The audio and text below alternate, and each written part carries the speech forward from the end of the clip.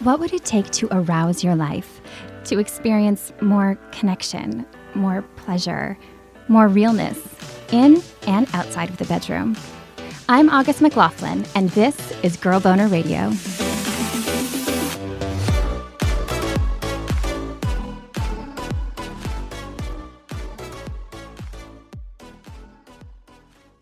If I only looked at how people suffered in that organization, then I would be betraying myself. So in order for me to not do that, I honor every piece of heartbreak that happened in that organization, and I hold my own experience of being healed.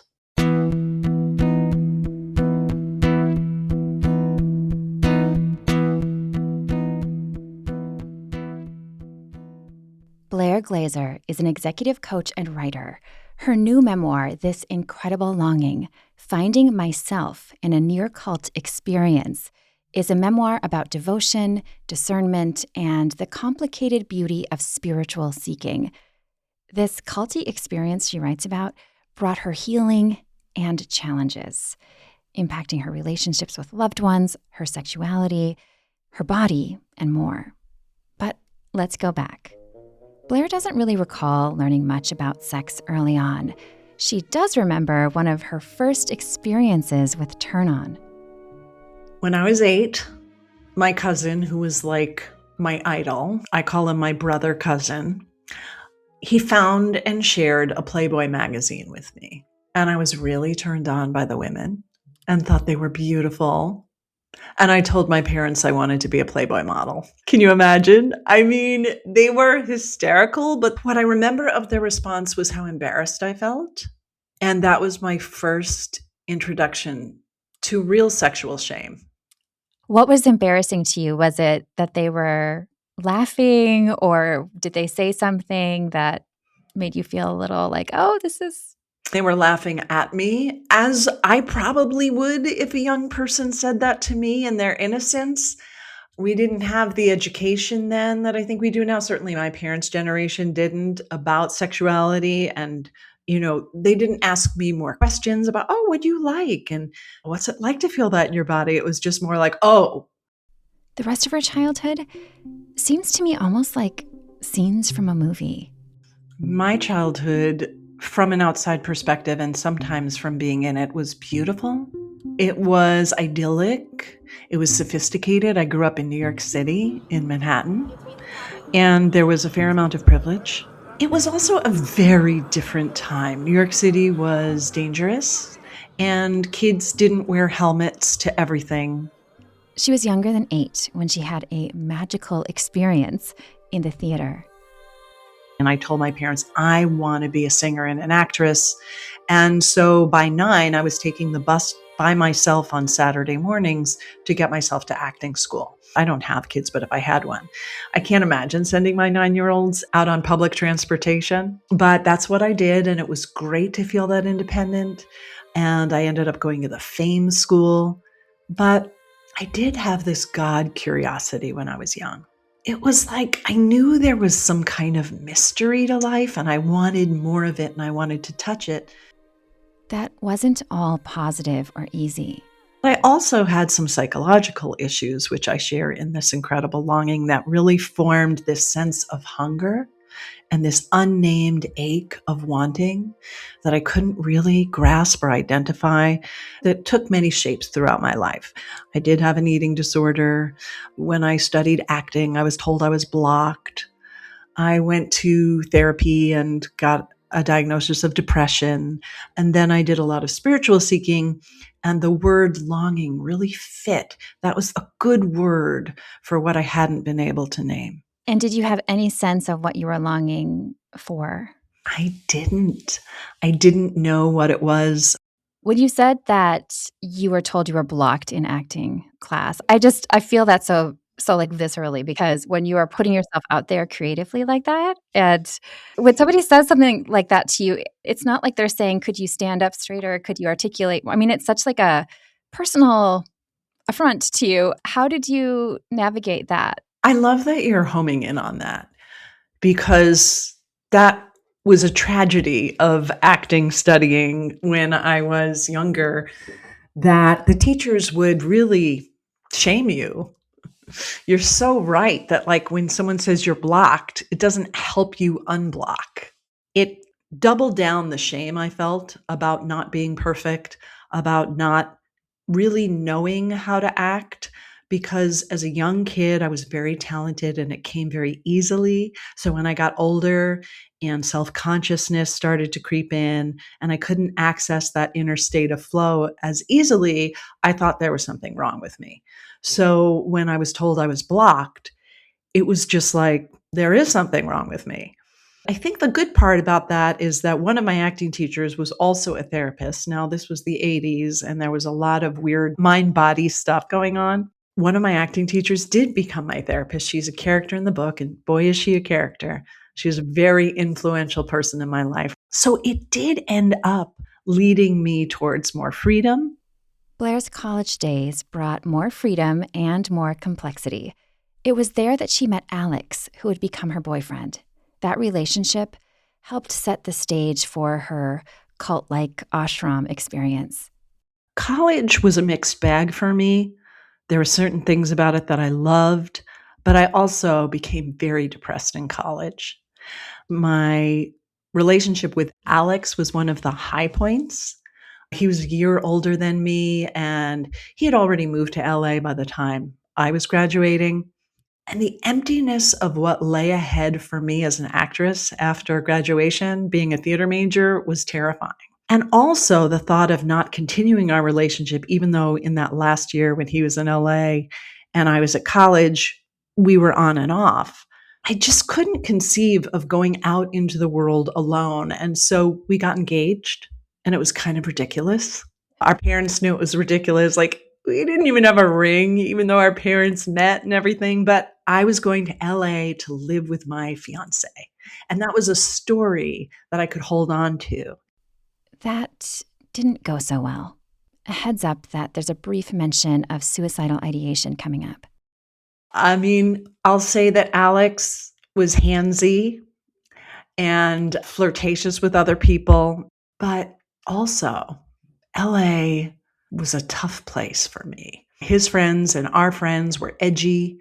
They seemed successful. They seemed confident. I wanted to talk about feelings and spirituality and process. And they were witty and they were hard and they were fashionable. And I just felt like I was lagging behind. So this emptiness and this sense that I wasn't enough really reared its head. And the heat and my eventual decision to break up with Alex and the ability to get a good job or find an apartment really wore me down to the point where I wanted to kill myself. The seeking was paired with despair.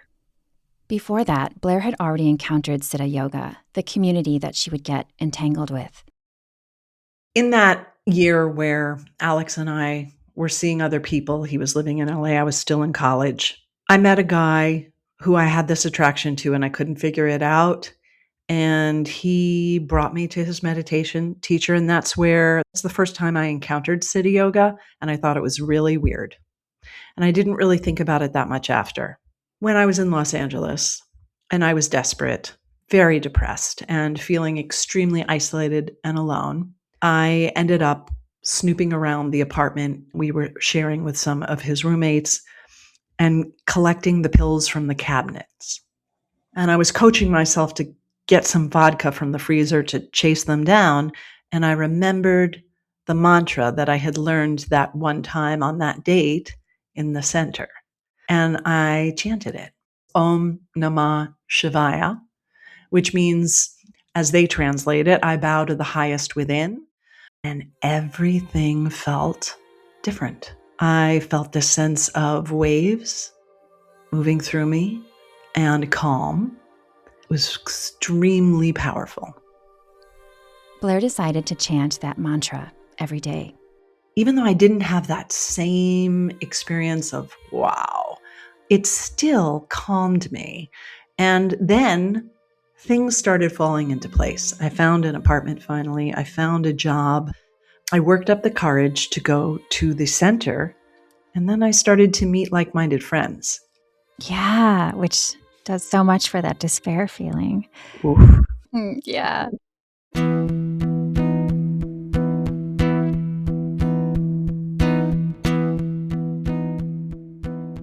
Your pleasure matters so much. Seriously, prioritizing your own pleasure can turn blah and stressful and tired days around and make good days brighter. That's why I'm so excited to invite you to take a quick quiz from Beducated. At the end, you'll get a personalized roadmap to unlocking deeper pleasure, plus a special discount for Girl Boner listeners. I took the quiz. It took me less than 5 minutes, and it really got me thinking about what I enjoy and want. And I actually was really surprised by one of my answers. That led me to a spicy course I cannot wait to check out. Take the Beducated quiz and see all they have to offer, including over 150 courses on sex and intimacy, curated by top experts, at the link in the show notes.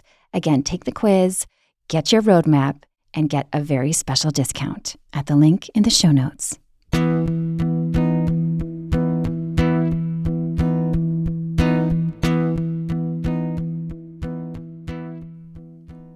So Blair started to really practice this type of spirituality. I found a place where people welcomed me. I remember the first time I opened that door and this woman with this big, genuine smile said, "Welcome." And I felt like I'm going to be okay here. I wasn't trying to impress anyone or get an agent or work an angle, which is what I felt the other environments that I was in Los Angeles were encouraging in me. I also remember the beauty of the instrumentation and the chants and the joy I felt chanting, because Sanskrit is a very beautiful and powerful language. Being Jewish, I did not find that in Judaism. I was brought to an Orthodox temple probably when I was too young, and I was bored out of my mind. And we weren't really chanting. I don't remember singing very much, or if it did, I didn't know the words. So this was really a powerful experience of just having ritual and community, which I had been missing for a lot of my life. She developed a relationship with the woman leading it all. The head of the Siddha Yoga path organization, I guess you would say, is Gurmai Chidvilasananda. She's a beautiful Indian guru. Blair's first relationship with her was in her imagination. I was in Los Angeles. She was either in India or the Catskills.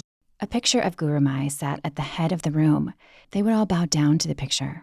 And at first, I didn't do that because I was so freaked out by it. But eventually, as one does, you get in the groove. And I would talk to her. I would pray to her. Oftentimes, I heard what seemed to me like her voice talking back to me. I felt like I had this spiritual fairy godmother or imaginary friend that I had this deep relationship with. And then I got to meet her. For real, in person. And this woman who was so magnanimous, is that how you say it? She was so magnanimous to other people, rejected me. She was dismissive. Even the person who introduced me to her was kind of shocked by how disinterested she was in me. And you would think that that might just wake someone up and say, well, this is bullshit. But to me, I was so involved that I saw it as a test, because there was all this talk about the inner relationship with the guru was what mattered. I believe that her rebuking me the first time I met her was almost a way to continue that inner relationship. When I came to that part of your story, and as you were speaking about that, it makes me think of, the concept of negging in pickup artists. Yep, exactly. That strategy of, if I put you down a little bit, it's almost the like throwing spitballs at a girl when you're little too, like when you have a crush. Like there's something about that negativity that can be used to Seduce. There we go. That's the word. I was about to say motivate, and I was like, that doesn't sound right. Yeah. Seduce. It's completely seductive. Yes. And we don't hear seduction talked about as much in non-romantic settings, but in this power dynamic, it's very real. Oh, yeah. Oh, yeah. Blair did go on to have more of what's called an outer relationship with Guru Mai, who would later very publicly be revealed as deeply harmful. Even though she now has a reputation for having shamed a lot of people and yelled at a lot of people and done mean things, which I absolutely believe that she has done, I found our relationship to be very nurturing. I found it to be playful. She teased me. She uplifted me. She showed me not to be afraid of the mean mommy because I would sometimes challenge things that she told me to do and she didn't react badly. So I want to say that that's another complicated piece of this story. When I heard through the grapevine that she called me enormously talented, this sense that I was broken, which I had come to the ashram with, changed. Even though the power dynamic was so off, there was a way that we had, in my mind, this teacher-student relationship that had some very powerfully healing aspects to it. Which is such an important point because people often hear about folks getting involved in cults and whatnot in coercive communities and say, why did you stay? And I know there are many pieces of that, but one of them is because there has to be good in it. Yes, absolutely. And especially if you have been really abused, it becomes very hard and almost pointless to preserve any of that. But because I wasn't abused and because it was such a foundational part of who I became, it was very important for me to preserve what was useful and helpful in our connection. One connection that suffered for Blair through this experience was the one with her body and sexuality. One of the whole tenets of the spiritual path is that you remain celibate and pure while you're in an ashram in order to access that sexual energy and bring it up to the top of the head from the base of the spine. And so celibacy in the context of living in an ashram made sense to me because when I was involved with relationships and anytime I had sex, my mind would do somersaults. So in order to stay on the task of training my mind to be steady and focus on meditation, I thought not having sex or being in a relationship was in line with my goals for enlightenment. But I was also a young woman with big sexual desires, and so there was an inner conflict. On one level, I had this ability to put the celibacy stuff in the context of my ashram life, meaning that I didn't really believe that I was going to be a celibate except for that one period where I really wanted to be a monk. Having said that, I did become cut off from my sexuality. And when I left, I wasn't meeting people. I was just trying to integrate into my life. And I really wasn't thinking about sex that much. But I was working at a theater magazine. And in the late 90s, I was working and writing for Playbill Online, and I saw a play called The Vagina Monologues by Eve Ensler, who now goes by V. That play rocked my world. I realized I'm not thinking about my vagina. I was barely masturbating, and I really only touched myself when I had my period or like there was something going on down there. And I realized that I had lost my connection to my vitality and pleasure. And so I began the inner work of exploring, identifying, and reclaiming my sexuality, which really was negotiating with my shame.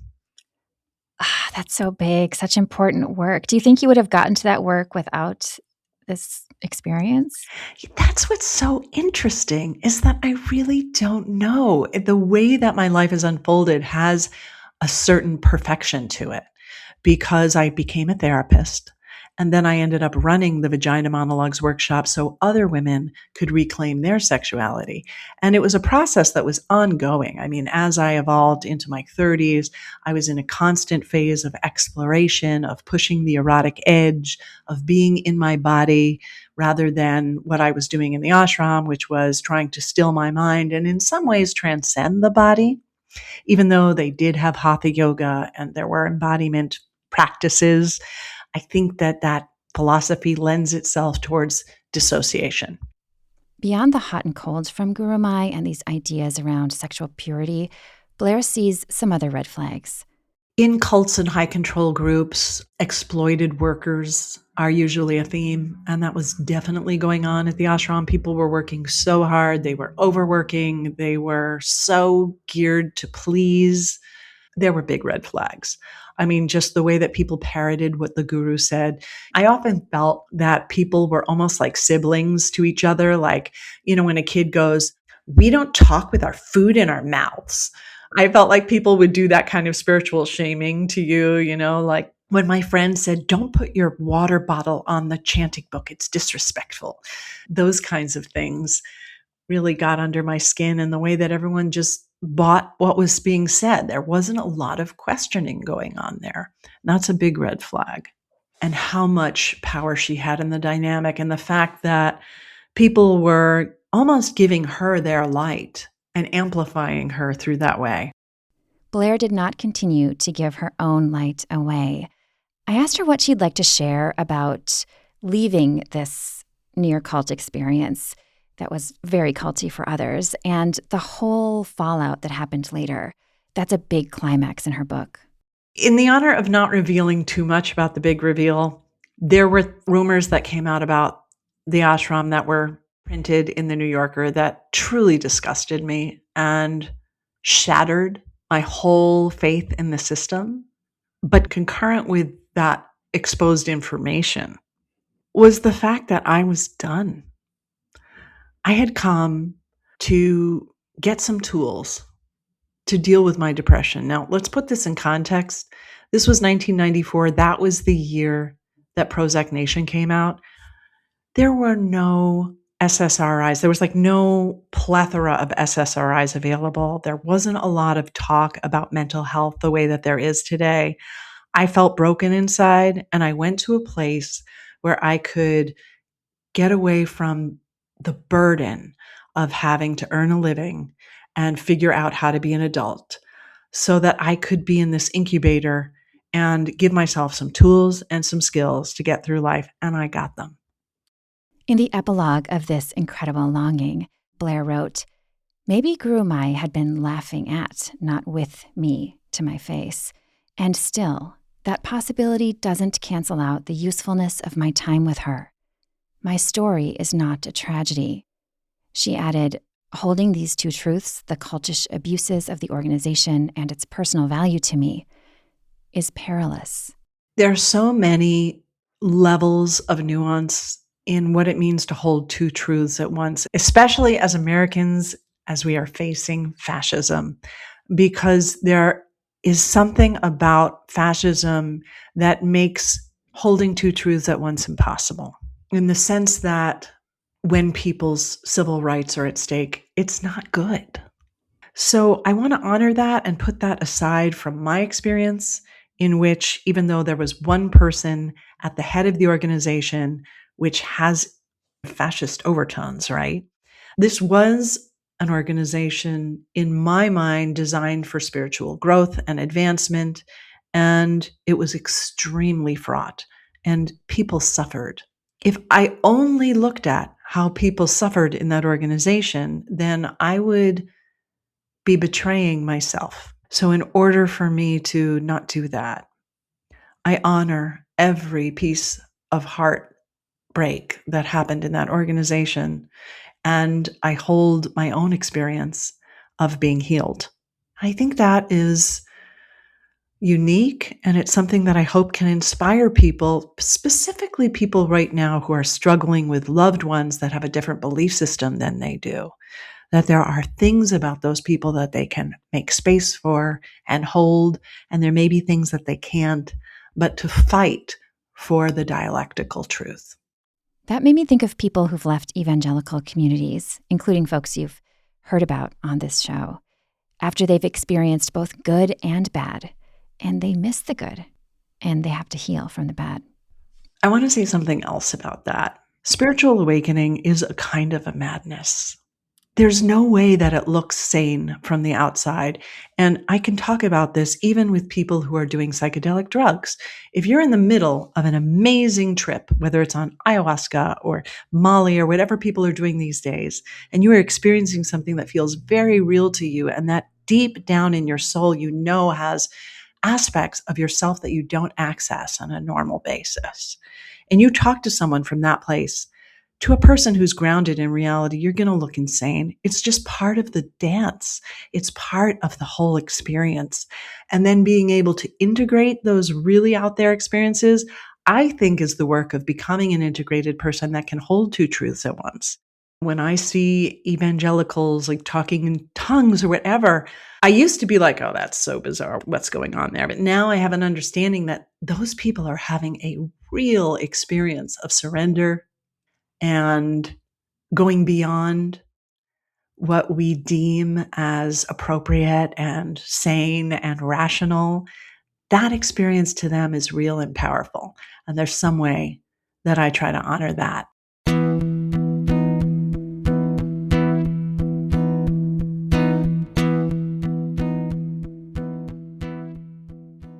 Blair wanted to leave you all with this. I really want to speak to anyone listening who has been haunted by a nameless ache, a feeling of dis-ease that you haven't been able to name or grasp, or a hunger that you wish that you could fill or control. I would love for you to pick up a copy of the book and see if you find yourself in the pages.